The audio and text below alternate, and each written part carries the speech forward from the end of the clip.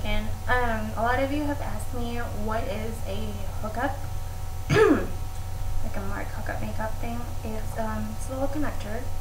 So say I have the Good Riddance hookup concealer, right? I don't know if you can see the top, but that's what the top looks like. And I have the mascara.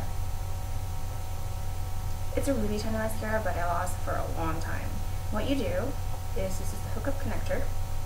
You just put it on one end and the other end so you can carry it. Have two things at once, and that's it.